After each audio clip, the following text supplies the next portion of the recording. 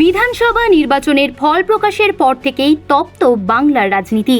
কিন্তু উত্তর কলকাতার তৃণমূলে এবার যে বেঞ্চির সংঘাতের চিত্র ফুটে উঠল তা বোধহয় অতি বড় রাজনৈতিক বিশ্লেষকের কল্পনাতেও ছিল না। দলের অন্দরের লড়াই এবার আর চার দেওয়ালের মধ্যে সীমাবদ্ধ থাকলো না, তা সরাসরি চলে এলো ডিজিটাল স্ক্রিনে। হোয়াটসঅ্যাপ গ্রুপের বাদানুবাদ এমন এক কুরুচিকর পর্যায়ে পৌঁছালো যেখানে খোদ দলের সাংসদ তাঁরই সহকর্মীকে উদ্দেশ্য করে চরম অশালীন এবং কুরুচিকর মন্তব্য করলেন। ঠিক কি ঘটেছিল সেই রাতে?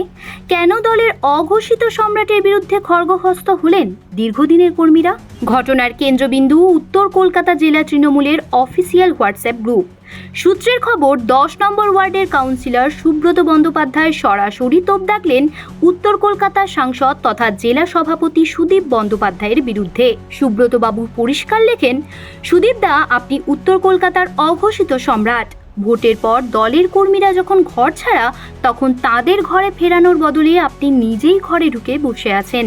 শুধু তাই নয়, সাংসদের দীর্ঘদিনের পদ আঁকড়ে থাকা নিয়ে প্রশ্ন তুলে তিনি আরও বলেন, অনেক হয়েছে, এবার ছাড়ুন, সুস্থ থাকুন, ভালো থাকুন। কাউন্সিলরের এই সরাসরি আক্রমণ কার্যত গ্রুপে বোমা বর্ষণের মতো আছড়ে পড়ে।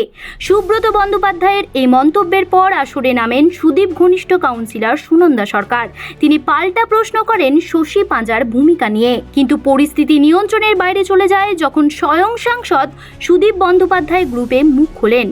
অত্যন্ত দাপুটে ঢঙে তিনি একটি বিতর্কিত প্রবাদ ব্যবহার করে নিজের দলেরই এক সহকর্মীকে প্রাণীর সঙ্গে তুলনা করেন। অর্থাৎ সমালোচকদের সরাসরি তুচ্ছ-তাচ্ছিল্য করেন প্রবীণ এই নেতা। এখানেই শেষ নয়, তিনি নিজের ঘনিষ্ঠদের নির্দেশ দেন এই সব মেসেজের জবাব না দিতে, কারণ তিনি নিজেই ব্যবস্থা নেবেন বলে হুঁশিয়ারি দেন। সাংসদের মুখে এমন কুরুচিকর মন্তব্য শুনে স্তব্ধ হয়ে যায় গোটা রাজনৈতিক মহল। তবে ছেড়ে দেওয়ার পাত্র ছিলেন না কাউন্সিলর সুব্রত বন্দ্যোপাধ্যায়ও। তিনি সপাটে পাল্টা দিয়ে জানিয়ে দেন, দলের কাউন্সিলরকে যারা এমন কুরুচিকর ভাষায় আক্রমণ করেন তারা ভুলে যাচ্ছেন তারা কাদের নেতা। অর্থাৎ সুদীপ যদি নিজেকে সর্বোচ্চ নেতা ভাবেন, তবে তিনি কাদের ওপর নেতৃত্ব দিচ্ছেন সেই প্রশ্ন তুলেই সাংসদকে পাল্টা বিঁধলেন তিনি। উল্লেখ্য, এবারের নির্বাচনে উত্তর কলকাতার 7টি আসনের মধ্যে 4টিতেই হেরেছে তৃণমূল। খোদ কুণাল ঘোষ থেকে শুরু করে দলের একাংশ মনে করছেন নেতৃত্বের এই নিষ্ক্রিয়তা এবং গোষ্ঠীদ্বন্দ্বই এই ভরাডুবির প্রধান কারণ। এমনকি সুদীপের স্ত্রী নয়না বন্দ্যোপাধ্যায়কেও বিধানসভার উপদলনেতা করা নিয়েও দলের অন্দরে প্রবল ক্ষোভ তৈরি হয়েছে।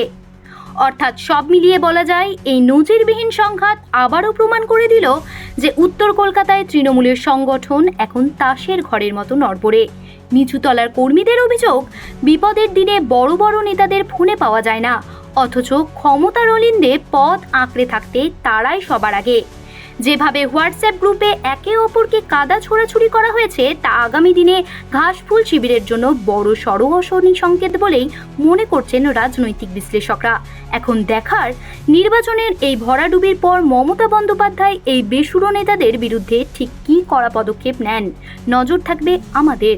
জ্যোতি সরকারের রিপোর্ট, হেডলাইন্স কলকাতা। আনন্দ আর ভালোবাসার দীপ্তিতে গড়া সমুজ্জ্বল পরমা, ঠিক তোমারই মতো। শ্যাম সুন্দর কোম্পানি জুয়েলার্স, আগরতলা, উদয়পুর, ধর্মনগর, কলকাতা।